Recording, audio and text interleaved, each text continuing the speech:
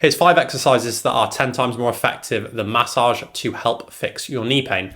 Why bother listening to me on this? Well, I'm a physio and I've helped a decent amount of people get back to training in the gym or doing daily activities pain-free. So why is massage just a little bit rubbish? Well, imagine you've got 3 different buckets. You've got mobility, you've got strength, and you've got confidence.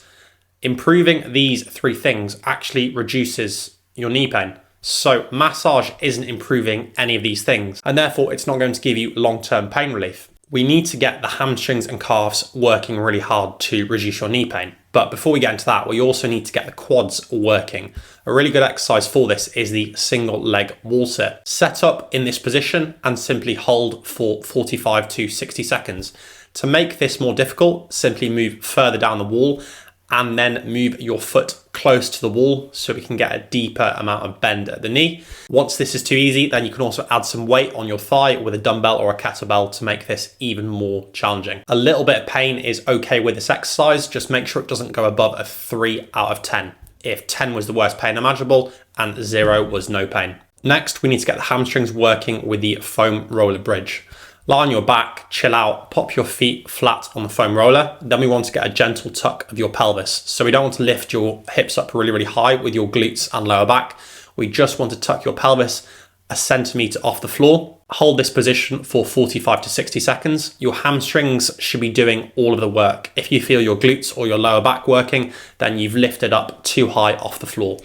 Once the double leg variation is easy, then you can move on to a single leg bridge instead. Another area that we need to get stronger and more mobile is the glutes. But before we get into that, let's run through getting stronger calves. Now, most people really neglect calves, just speaking from experience. So this is a really important one. Don't miss this out. Grab a plate or use the edge of the platform as I'm doing here. Go barefoot. Grab a rig or handle to support your hands, so balance is the limiting factor, and then simply complete calf raises. Let your heel drop down to that bottom position, slow and controlled, and then slow and controlled on the way up as well. Go for 8 to 10 reps, and you can make this more difficult by simply grabbing a dumbbell or a kettlebell in one of your hands. The final area we need to focus on is the glutes, and I've got 2 exercises for this. Number 1 is the glute bridge. So grab a bench, set up as shown, so your knees are going to be at 90 degrees, so we can put most of the emphasis on the glutes.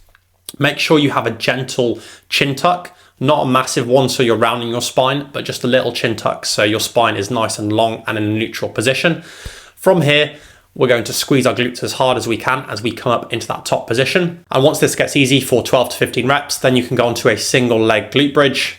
Do the same amount of reps. Once this is easy, then add some weight in there with a kettlebell or dumbbell on your thigh. The second exercise for the glutes is the cable abduction and adduction. So this is like a nice superset. Set up as shown with the cable attachment around your ankle.